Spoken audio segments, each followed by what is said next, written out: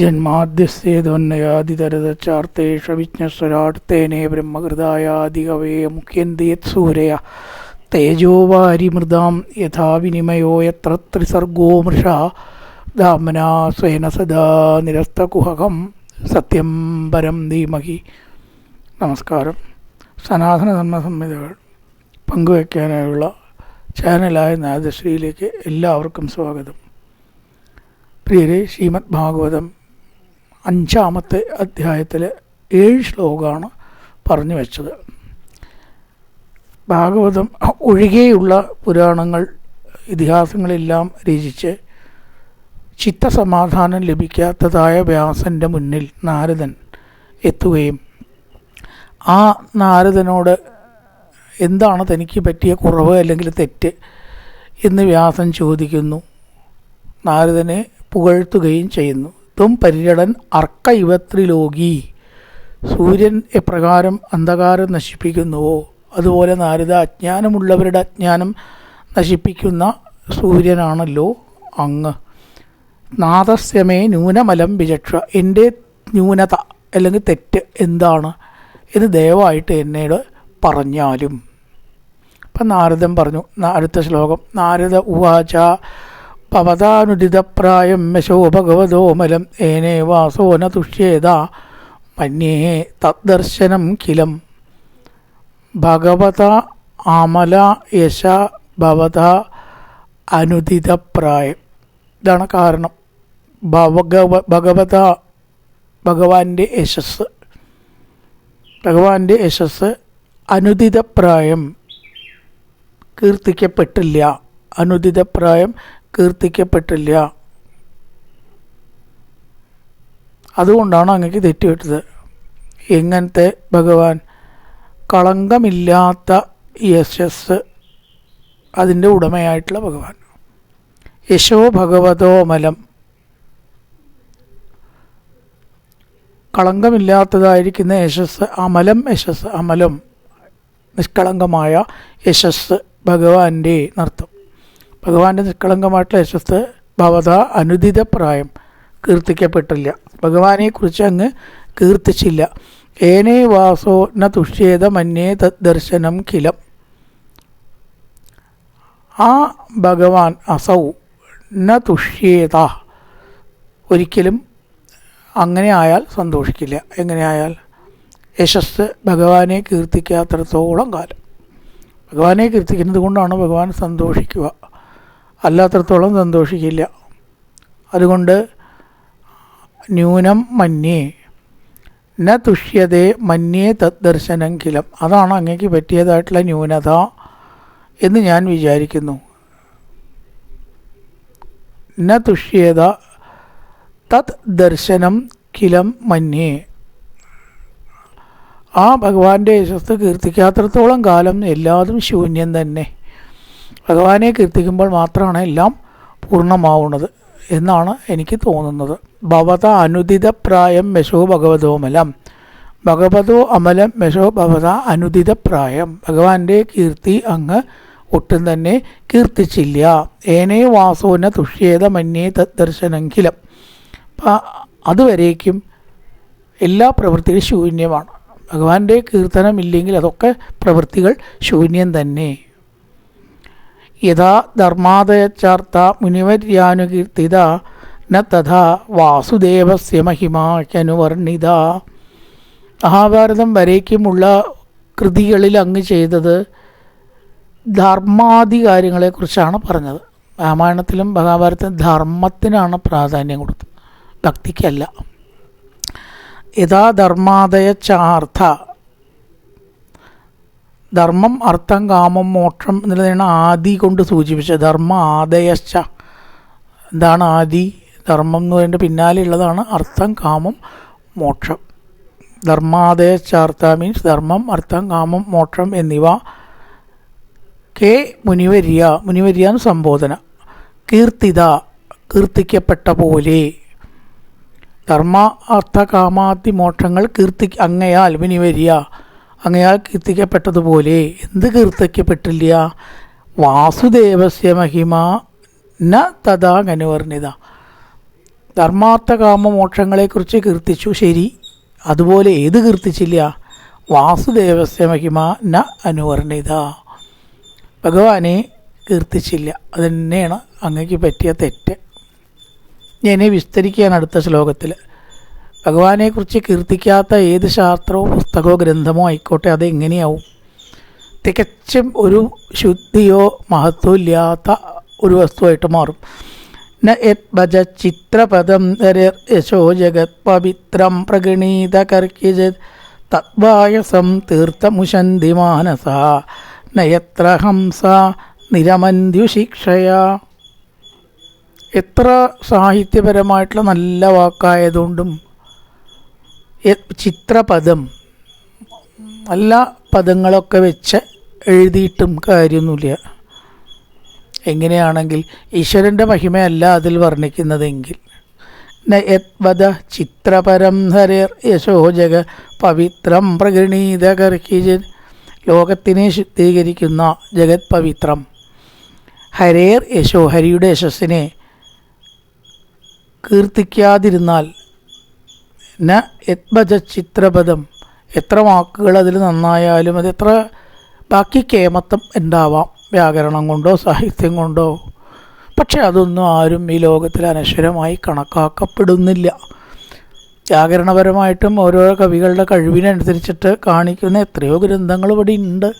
ഈ ഭാഗവത രാമായണം അങ്ങനത്തെ എല്ലാത്ത ഗ്രന്ഥങ്ങളുണ്ട്. അതിലൊക്കെ സാഹിത്യപരമായിട്ട് പറയുകയാണെങ്കിൽ എത്രയോ കേമത്തുണ്ട്. പക്ഷെ അതൊന്നും ആരും വിളക്ക് വെച്ച് വായിക്കണില്ല. ചിലപ്പോൾ വ്യാകരണങ്ങളുണ്ടാവാം, പ്രാസം ഒപ്പിച്ചിട്ട് എഴുതിയിട്ടുണ്ടാവാം, നല്ല നല്ല വാക്കുകളുടെ കസരത്തുകൾ ഉണ്ടാവാം, പണ്ഡിതന്മാർക്ക് രസിക്കാവുന്ന രീതിയിലുള്ള പല സംഗതികളും അതിനകത്തുണ്ടാവാം.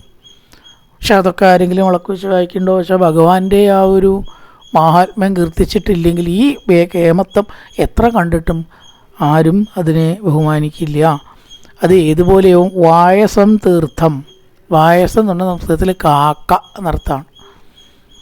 ഒരു പാന്നാക്കി കഴിഞ്ഞാൽ പായസമായി അല്ലേ, വാന്നാക്കിയാലോ അർത്ഥം കായസ, കാക്കേ എത്ര മാറ്റായി. കാക്ക കുളിക്കണ ഒരു കുളത്തിന് എത്ര ശുദ്ധി ഉണ്ടാവും? തീർത്ഥം പുശന്തി മാനസ, തീർത്ഥം കാക്ക കുളിക്കണ കുളം പോലെ അശുദ്ധം. കാക്ക തൊട്ടാൽ തന്നെ നമ്മൾ അയ്യോ കാക്ക തൊട്ടതാട്ടോ അത് കൊള്ളില്ല എന്നാ പറയുക. അതുപോലെ കാക്ക തൊട്ട ശുദ്ധമാക്കിയ ഒരു കുളം പോലെ ആയിത്തീരും. എങ്ങനെയാണെങ്കിൽ ഭഗവാന്റെ മാഹാത്മ്യം വർണ്ണിച്ചിട്ടില്ല എങ്കിൽ. നയത്ര ഹംസ നിരമന്തുശിക്ഷയ, ഹംസതുല്യന്മാരായിരിക്കുന്ന, ഹംസത്തിനെ എപ്പോഴും ഒരു ഉത്തമ പക്ഷിയായിട്ട് കണക്കാക്കും, കാക്കയെ തിരിച്ചും കണക്കാക്കും. അങ്ങനെയാണ് സാധാരണ ഒരു പതിവ്. അപ്പോൾ അതുകൊണ്ട് ഹംസപക്ഷികൾക്ക് ഒരിക്കലും ആ കാക്ക തൊട്ട കുളം ഇഷ്ടമാവില്ല. ഹംസങ്ങൾ എത്രയോ ഉയരത്തിൽ നിൽക്കുന്നു, കാക്കകൾ എത്രയോ ജീവികളെ തിന്നിട്ടും കൃമികളെ തിന്നിട്ടും വൃത്തികെട്ട വസ്തുക്കൾ തിന്നിട്ടും നടക്കുന്നു. അപ്പോൾ ആ കാക്ക കുളിക്കണ കുളം പോലെയുള്ള സംഗതികൾ ആര് ശ്രദ്ധിക്കില്ല? ഹംസന്മാർ, ഏറ്റവും പരമഹംസാവസ്ഥയിലെത്തിയിട്ടുള്ള ഹംസങ്ങൾ തിരിഞ്ഞ് നോക്കുക പോലും ചെയ്യില്ല എന്ന് പറയുകയാണ്. നയദ്ഭജ ചിത്രപദം യശോ ജഗത് പവിത്രം പ്രഗണീത കർക്കിജ വായസം തീർത്ഥം, വായസം തീർത്ഥം കാക്ക കുളിക്കണ കുളം, തീർത്ഥം ജലാശയം, വായസം തീർത്ഥം കാക്ക കുളിക്കണ ജലാശയം. തത് വായസം തീർത്ഥം ഉശന്തി മാനസ, അവിടെ ഹംസങ്ങൾ രമിക്കുന്നില്ല. നയത്ര ഹംസ നിരമന്തുശിക്ഷയാ, ഈ പറയണ തക്വിസർഗോ ജനതാക വിപ്ലവോ യസ്മിൻ പ്രതി ശ്ലോകമബദ്ധവത്യഭീനാമന്യനന്ദസ്തേ ശങ്കിതാനിയൽ ശൃണ്ണന്തി ഗായന്തി ഗൃണന്തി സാധവാ. ഈശ്വരനെക്കുറിച്ച് കീർത്തിക്കാത്ത വാക്പ്രയോഗങ്ങൾക്കാണ് വാക് വിസർഗ. ആ വാക്കിൻ്റെ കൂട്ടം അല്ലെങ്കിൽ വാക്കിൻ്റെ പ്രയോഗം ജനതാക വിപ്ലവ, ജനസമൂഹത്വം ഉള്ളായിരുന്നാലും ജനസമൂഹത്തിൻ്റെ പാപത്തെ നശിപ്പിക്കുന്നതാകുന്നു. വിസർഗോ ജനതാക വിപ്ലവോ, ജനസമൂഹങ്ങളുടെ പാപങ്ങളെ നശിപ്പിക്കുന്നതാണ്. അബദ്ധവത്യപി ജനതാക വിപ്ലവോ, ജനങ്ങളുടെ പാപങ്ങളുടെ കൂട്ടത്തെ നശിപ്പിക്കാൻ കഴിവുള്ള ഈശ്വരപ്രയോഗങ്ങൾ, ഈശ്വരനെക്കുറിച്ച് കീർത്തിക്കുന്ന വാക്കുകൾ, കൃതികൾ, അതെന്തോ തന്നെ ആയിക്കോട്ടെ, ഈശ്വര മഹത്വം ഉണ്ടെങ്കിൽ അത് ജനങ്ങളുടെ പാപത്തെ നശിപ്പിക്കുന്ന അർത്ഥം, ജനങ്ങളുടെ പാപത്തെ നശിപ്പിക്കുന്നതാണ്.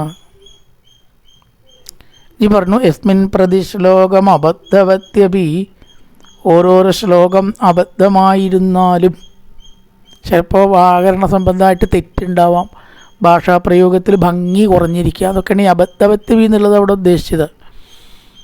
മുഴുവൻ അങ്ങേയറ്റത്തെ അബദ്ധം എന്നല്ല, ഒന്നിനും കൊള്ളാത്ത എന്നർത്ഥമില്ല, പക്ഷേ അത്രയും പൂർണ്ണത ഉണ്ടാവണമെന്നില്ല. വ്യാകരണപരമായിട്ടും ഭംഗി നോക്കുകയാണെങ്കിലും ഭാഷ ആ ഒരു പൂർണ്ണത ചിലപ്പോൾ കുറഞ്ഞിരിക്കാം എന്ന് മാത്രം. അങ്ങനെ അബദ്ധവത്യപി, ചില തെറ്റുകളായിട്ടുള്ള പ്രയോഗം ഉണ്ടാവാം, ഭംഗി കുറഞ്ഞ പ്രയോഗം ഉണ്ടാവാം, സംസ്കരിച്ചെടുത്ത ഭാഷയുടെ ആ ഒരു രൂപം ഉണ്ടാവില്ലായിരിക്കാം. പൂന്താനത്തിൻ്റെ ജ്ഞാനപ്പനൽ ചത്തുപോകുന്നു പാവം ശിവ ശിവ എന്നൊക്കെ പറയണു. ചത്തുപോവുക എന്നൊക്കെ പറഞ്ഞാൽ ഒരു സാഹിത്യ ഭാഷ എഴുതുമ്പോൾ നിര്യാണം പ്രാപിച്ചു, മരിച്ചു, ദിവംഗതനായി, സ്വർഗീയനായി എന്നൊക്കെ പറയണ്ടേ. അവിടെ ചത്തുപോകുന്നു നാടൻ ഭാഷയാണ്. ഒരു മനുഷ്യൻ വിദ്യാഭ്യാസം ഇല്ലെങ്കിലും കൂടി ചത്തു എന്ന് പറയില്ല, അയാൾ പോയിത്രേ എന്ന് പറയും. ചിലപ്പോൾ ഈ ചത്തു എന്ന് പറഞ്ഞാൽ അത്രയും വെറുപ്പോട് കൂടിയിട്ടോ അല്ലെങ്കിൽ മോശമായൊരു പ്രയോഗമായിട്ടൊക്കെ ഈച്ച ചത്തു എന്നൊക്കെ ഈച്ച നമ്മൾ പറയുക. ജീവികളെക്കുറിച്ചാണ്, അവിടെ മനുഷ്യനെ പറ്റിയാണ് പറഞ്ഞത്. അപ്പം അത്തരം പ്രയോഗങ്ങൾ ഉണ്ടെങ്കിലും ജ്ഞാനപ്പാന നമ്മളെല്ലാം പാടുന്നു, കേൾക്കുന്നു. അതാണ് യത്മിൻ പ്രതിശ്ലോകം അബദ്ധവത്യപി, ഭംഗി കുറഞ്ഞോട്ടെ, ഭാഷാപരമായിട്ടുള്ള നിസ്സാരമായിട്ടുള്ള തെറ്റുകൾ ഉണ്ടാവാം. അങ്ങനെയൊക്കെ ആണെങ്കിലും ഭഗവാന്റെ നാമങ്ങളാണെങ്കിലോ നാമാന്യ അനന്തശേഷോങ്കിതാനിയൻ, ഭഗവത് നാമങ്ങൾ ഉണ്ടെങ്കിൽ, ഓരോ ശ്ലോകത്തിലും ഭഗവാന്റെ നാമങ്ങൾ ഉണ്ടെങ്കിൽ അത് എല്ലാവരും പാടും, എന്നെന്നും പാടും. ഒരു കാലഘട്ടത്തിൽ മാത്രമല്ല, നാമാന്യ അനന്തസ്യ, അനന്തൻ്റെ ആ നാമങ്ങൾ പതിഞ്ഞ ശ്ലോകങ്ങൾ ആണെങ്കിൽ ശൃണ്വന്തി ഗായന്തി ഗൃണന്തി സാധവ, അത് കേൾക്കുന്നു, പാടുന്നു, അതിനെ അഭിനന്ദിക്കുന്നു. ഗൃണന്തി പറയുന്നു എന്നർത്ഥം. ഗായന്തി കീർത്തിക്കുന്നു, ഗൃണന്തി പറയുന്നു. ശൃണ്വന്തി കേൾക്കുന്നു, ഗായന്തി പാടുന്നു, ഗൃണന്തി പറയുന്നു. സജ്ജനങ്ങൾ അവയെ പറയുന്നു. ശൃണ്വന്തി കേൾക്കുന്നു, ഗായന്തി പാടുന്നു, ഗൃണന്തി പറയുന്നു. അതിനെ എന്നെന്നും ഭക്തന്മാർ വാഴ്ത്തും. അതുകൊണ്ട് അത്തരത്തിൽ ഒരു ഗ്രന്ഥം രചിക്കുകയാണ് ഞങ്ങളുടെ സമാധാനത്തിന് ആവശ്യം. അതേ മാർഗമുള്ളൂ. ഇപ്പോൾ എഴുതിയിടത്തോളമൊന്നും അത് വന്നില്ല. നാമാന്യനന്തത്തെ സംഗീതാനിയൻ എന്നുള്ള ആ ഒരു പ്രത്യേകത, ശ്രീകൃഷ്ണൻ്റെ നാമങ്ങൾ, ഭഗവാന്റെ നാമങ്ങൾ എല്ലാ ദിക്കിലും ഇങ്ങനെ ധാരാളം പ്രയോഗിക്കുക എന്നത് വേണം. അതുണ്ടായില്ല. അതാണ് അങ്ങക്ക് പറ്റിയ തെറ്റ്. ഇനി അടുത്ത് ലൈഷ്കർമ്മ്യമപ്യച്യുതഭാവവർജിതം, അവിടെയൊക്കെ ചെല്ലുമ്പോൾ കുറച്ച് സൂക്ഷിക്കാനുണ്ട്, കാരണം കിട്ടില്ല ചെല്ലുമ്പോൾ. നൈഷ്കർമ്മ്യം, കർമ്മം എന്നുള്ളതിൻ്റെ വേറെ രൂപമാണ് കർമ്മ്യം. പലരും നൈഷ്കർമ്മം എന്ന് വായിച്ചു പോവും, നൈഷ്കർമ്മമപ്യബി എന്ന് വായിച്ചു പോവും. അതാണ് നൈഷ്കർമ്മ്യം. ആ കിയാക്കൂട്ടം ഉള്ള ദിക്കിൽ അങ്ങനെ തന്നെ വായിക്കണം. അപവർഗ്യം എന്ന് ഒരിക്കലും പറയണ്ടായി. നൈഷ്കർമ്മമപ്യബി എന്ന് വായിച്ചു പോകാനുള്ള സാധ്യതയുള്ളതുകൊണ്ട് നൈഷ്കർമ്മ്യം എന്ന് പറഞ്ഞ് ശീലിക്കണം. നൈഷ്കർമ്മ്യം അപ്പി, അപി, അപി അവ്യയാണ്. അപി അത് വീണ്ടും കിയാക്കൂട്ടം 3 ഉണ്ടേ. നൈഷ്കർമ്മ്യമപ്യച്യുത ഭാവവർജിതം, നൈഷ്കർമ്മ്യമപ്യച്യുത, അപ്യച്യുത, അപി, അച്യുതഭാവവർജിതം.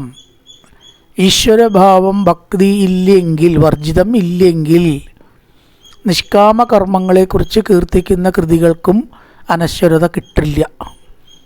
കർമ്മങ്ങളെക്കുറിച്ച് പ്രതിപാദിക്കുന്ന ഗ്രന്ഥങ്ങളുണ്ടാവാം, പുരുഷാർത്ഥങ്ങളെക്കുറിച്ച് പ്രതിപാദിക്കുന്ന ഗ്രന്ഥങ്ങളുണ്ടാവാം. ഇതൊന്നും അച്യുതഭാവവർജിതമാണെങ്കിൽ, അച്യുതഭാവവർജിതം എന്ന് പറഞ്ഞാൽ അച്യുതഭാവനെ പറയാത്തത്, വർജിതം ഒഴിവാക്കിയതാണെങ്കിൽ അത് ന ശോഭതേ ജ്ഞാനമല നിരഞ്ജനം, അതൊരിക്കലും ശോഭിക്കുന്നില്ല. ന ശോഭതേ നൈഷ്കർമ്മ്യം അച്യുതഭാവവർജിതം നൈഷ്കർമ്മ്യം ന ശോഭതേ. അച്യുതഭാവമില്ലാത്ത കർമ്മപ്രതിപാദന ശാസ്ത്രം ശോഭിക്കുന്നില്ല. ഇനി ഒന്നും കൂടി ശോഭിക്കുന്നില്ല. എന്ത്? ജ്ഞാനം. അച്യുതഭാവമില്ലാത്ത ജ്ഞാനം, അതും ശോഭിക്കുന്നില്ല. നൈഷ്കർമ്മ്യമപ്യച്യുതഭാവവർജിതം ജ്ഞാനമലം നിരഞ്ജനം നശോഭത്തെ.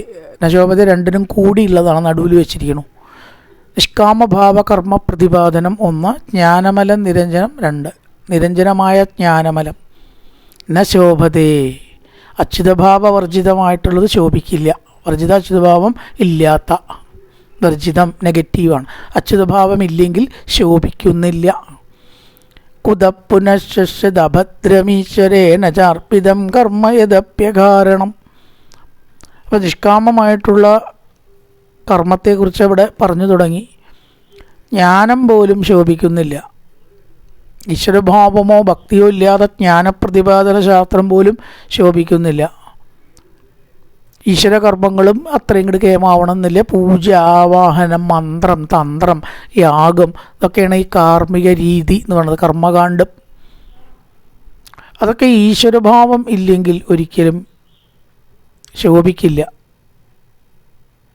അങ്ങനെയാണെങ്കിൽ ശശ്വത് അഭദ്രം മംഗളകരമല്ലാത്ത കർമ്മമോ ന ചർപ്പിതം കർമ്മ യദപ്യകാരണം. ഈശ്വര കർമ്മങ്ങളിൽ നിന്ന് പോലും നമുക്ക് ഭക്തി ഇല്ലെങ്കിൽ സമാധാനം കിട്ടില്ല എന്ന് ചുരുക്കം. പിന്നെ ഈശ്വരൻ്റേതല്ലാത്ത കർമ്മങ്ങളെപ്പറ്റി പറയണോ? അതാണ് ഇവിടെ നചാർപ്പിതം കർമ്മ യദപ്യകാരണം. കുതപ്പുനശ്ശത് അഭദ്രമീശ്വരേ. അഭദ്രം എന്ന് പറഞ്ഞാൽ അവിടെ പ്രപഞ്ചിക കർമ്മങ്ങൾ, അമംഗളകരമായ, മംഗളകരമല്ലാത്ത അഭദ്രം, സാധാരണ ദേഹധർമ്മങ്ങൾ, ഈശ്വരപരമല്ലാത്ത കർമ്മങ്ങൾ.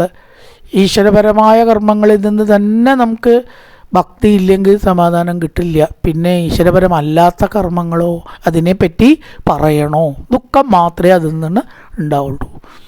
നൈഷ്കർമ്മ്യമപ്യച്യുതഭാവവർജിതം നശോഭതേ ജ്ഞാനമലം നിരഞ്ജനം കുതപ്പുനശ്. പിന്നെ അഭദ്രമായിട്ടുള്ള കർമ്മങ്ങൾ എന്ന് പറഞ്ഞാൽ ഈശ്വരപരമല്ലാത്ത കർമ്മങ്ങൾ. ഈശ്വരപരമായിട്ടുള്ള കർമ്മങ്ങളും ഭക്തിയില്ലെങ്കിൽ സുഖം കിട്ടില്ല. അപ്പോൾ ഈശ്വരപരമല്ലാത്ത കർമ്മങ്ങളിൽ നിന്നോ ഒരിക്കലും കിട്ടില്ല. കുതപ്പുനശ് അഭദ്രമീശ്വരേ നചാർപ്പിതം കർമ്മയദപ്യകാരണം. ഈ ഉപദേശമാണ്. അഥോ മഹാഭാഗഭവാനമോകദൃ ശുചിശ്രവ സത്യരഥോ ധൃതവ്രത ഉരുക്രമസ്യാഖിലബന്ധമുക്തയേ സമാധിരാനുസ്മരതദ്വിജേഷ്ഠിതം.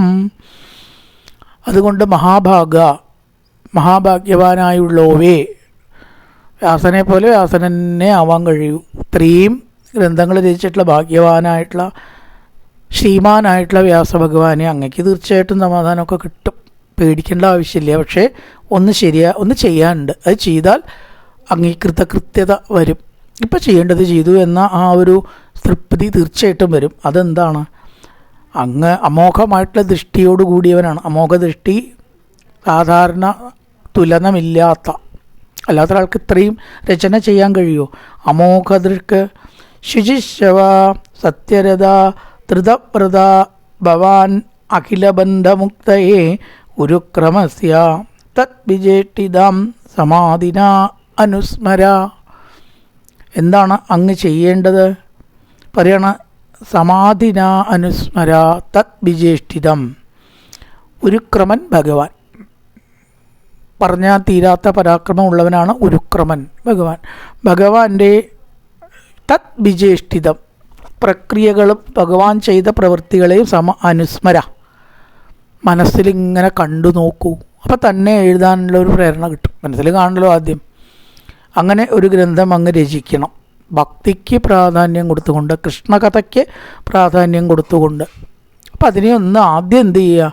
സമാധിയിലൊന്ന് ഇരുന്നിട്ട് കാണുക. എന്നിട്ട് അതിനെ ഗ്രന്ഥാക്കി മാറ്റാം.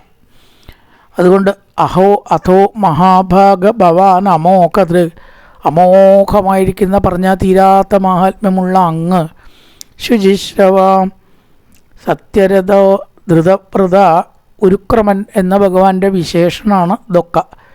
ശുചിശ്രവ ശുദ്ധമായിട്ടുള്ള യശസ്സുള്ളവൻ. കീർത്തി രണ്ട് തരത്തിലാവാം. സുപ്രസിദ്ധി, ദുഷ്പ്രസിദ്ധി, അങ്ങനെയാവാലോ. ഇത് നല്ല കീർത്തിക്കാണ് ശുചിശ്രവ, ശുചിശുദ്ധിയുള്ള നല്ല കീർത്തിയുള്ളവനും സത്യരഥോ സത്യത്തിൽ തന്നെ നിഷ്ഠയുള്ളവനും ധൃതവ്രത വ്രതനിഷ്ഠനും. 3 വിശേഷണമാണ്. ശുചിശ്രവ നല്ല കീർത്തി ഉള്ളവൻ, സത്യരഥോ സത്യത്തിൽ നിഷ്ഠയുള്ളവൻ, വ്രതനിഷ്ഠയുള്ളവൻ ആയ ഭഗവാൻ. ഭഗവാന്റെ വിശേഷണം. അങ്ങനെയുള്ള ഭഗവാൻ ഉരുക്രമൻ ഭഗവാൻ. അതിന് സമാധിന അനുസ്മര, സമാധി കൊണ്ട് അനുസ്മരിക്കൂ. അപ്പോൾ എഴുതാൻ തോന്നും. തത് വിജേഷ്ഠിതം, ആ ഭഗവാൻ ചെയ്ത കർമ്മങ്ങളെക്കുറിച്ച്. ഇതിൻ്റെയൊക്കെ ഫലം എന്താണ്? ഇതൊക്കെ ചെയ്താൽ ഗ്രന്ഥം രചിച്ചു, എന്താ ഗുണം? അതാണ് അഖിലബന്ധമുക്തയേ, എല്ലാവരുടെയും ബന്ധത്തിൽ നിന്ന് മുക്തി കിട്ടാനായി കൊണ്ട് ഈ പറഞ്ഞ പ്രവൃത്തി അങ്ങ് ചെയ്താലും. അഖിലബന്ധമുക്തയേ, ബന്ധമാണ് എല്ലാ ദുഃഖത്തിനും കാരണം. അപ്പം ആ ബന്ധത്തിൽ നിന്ന് നമുക്ക് മുക്തി കിട്ടാൻ വേണ്ടി, എല്ലാവർക്കും മുക്തി കിട്ടത്തക്ക വിധം ഭഗവാന്റെ ആ പ്രവൃത്തികളെ സമാധിന അനുസ്മര, സമാധി കൊണ്ട് അനുസ്മരിച്ചാലും. ഇത് ഗ്രന്ഥമാക്കി മാറ്റിയാൽ മതി. എന്തൊക്കെയാണ് ഭഗവാന്റെ വിശേഷണങ്ങൾ? ശുചിശ്രവ, ശുദ്ധമായിട്ടുള്ള കീർത്തിയുള്ളവൻ, സത്യരഥോ സത്യത്തിൽ നിഷ്ഠയുള്ളവൻ, വ്രതനിഷ്ഠയുള്ളവൻ ആയ ഉരുക്രമസ്യ, ആ ഉരുക്രമൻ്റെ വിജേഷ്ഠിതം പ്രവൃത്തികളെ സമാധിനാനുസ്മര, സമാധി കൊണ്ട് അനുസ്മരിച്ചാലും. അങ്ങനെ അനുസ്മരിച്ചിട്ട് ഗ്രന്ഥാക്കി മാറ്റിയ എന്താ ഗുണം? അഖിലബന്ധമുക്തയെ, എല്ലാവരുടെ ബന്ധത്തിൽ നിന്നും മുക്തി കിട്ടും. ആയിക്കുന്നവർക്കൊക്കെ മുക്തി കിട്ടും. ശ്രീമദ് ഭാഗവതം നൽകുന്നു മുക്തി, ബാക്കി ശാസ്ത്രങ്ങളൊക്കെ പറയുന്നു മുക്തി. ഇത്രയേ ഉള്ളൂ. ഇത് മാത്രം നൽകൽ എന്നാണ്. അനുഭവിച്ചവർക്കറിയാം. അതുകൊണ്ടാണ് ഇത്രയും ഭാഗവതം വീണ്ടും വാങ്ങുന്നതും വായിക്കുന്നതും മനസ്സിലാക്കണമെന്ന് തോന്നുന്നതും. തിരക്ക് പിടിച്ച ജീവിതത്തിൽ കുറച്ചെങ്കിലും അത് ആസ്വദിക്കണം തോന്നുന്നത് എന്താ? എല്ലാവരെയും മുക്തനാക്കുന്നുണ്ട്. മുക്തിയിലാണല്ലോ ആനന്ദം. ആരെങ്കിലും കെട്ടിയിട്ടാ സന്തോഷിക്കും, അയ്യോ എന്നെ കെട്ടിയിട്ട് കിട്ടും എന്ത് സുഖം. ഒരാളും പറയില്ല കെട്ടിയിട്ട് മുറിയിൽ അടച്ചിട്ടാ സുഖമാണ്. ഇന്ന് വരെ പറഞ്ഞിട്ടില്ല, ഇനി പറയൂല. ഇല്ലേ? ബന്ധനം കാഞ്ചനക്കൂട്ടിലാണെങ്കിലും ബന്ധനം തന്നെ. ആ സ്വർണ്ണക്കൂട്ട് ഇഷ്ടം പോലെ ഭക്ഷണം, ആ പക്ഷിക്ക് വല്ല സുഖം ഉണ്ടാവും. ഇതാണ് നമ്മുടെയൊക്കെ അവസ്ഥ. അപ്പം ആദ്യം വേണ്ടത് എന്താണ്? മുക്തി തന്നെയാണ്, സംശയമൊന്നുമില്ല. ആദ്യമായും അവസാനമായും നമുക്ക് വേണ്ടത് എന്താ? കെട്ടുപാടിൽ നിന്നുള്ള മോചനം. അതെല്ലാവരും ഇഷ്ടപ്പെടും. ഒരു കൂട്ടുന്നൊരു ജീവിയെ തുറന്നു വിട്ടാൽ അതിൻ്റെ സന്തോഷം അല്ലേ? ഏതെങ്കിലും ഒരു കുടുക്കപ്പെട്ടു, അതിൽ നിന്ന് രക്ഷപ്പെട്ട ആളുടെ സന്തോഷം എത്രയായിരിക്കും? അവെല്ലാവരും ആഗ്രഹിക്കുന്ന ഒന്നാണ് ഈ മുക്തി. അപ്പോൾ അഖിലബന്ധ മുക്തയെ, അതുകൊണ്ടാണ് വീണ്ടും ഭാഗവതം കേൾക്കണം, വായിക്കണം, മനസ്സിലാക്കണം എന്നിപ്രകാരമുള്ള തോന്നൽ ആൾക്കാർക്ക് ഉണ്ടാവാനുള്ള കാരണം അത്ഭുതമില്ല. അഖിലബന്ധമുക്തയെ, അഖിലമായിരിക്കുന്ന ബന്ധമുക്തി അതുകൊണ്ട് ഉണ്ടാവുന്നു എന്നുള്ളത് കൊണ്ട് തന്നെ സമാധി കൊണ്ട് സ്മരിച്ച് അതിൽ ഗ്രന്ഥമാക്കിയിട്ടല്ലയോ വ്യാസഭഗവാൻ അങ്ങ് മാറ്റിയാലും പറയാണ്. കായേന വാചാ മനസേന്ദ്രിയർവാ പ്രകൃതേ സ്വഭാവാൻ കരോതി യത്യർത്ഥകലം പരസ്മൈ നാരായണായേതി സമർപ്പയാമി.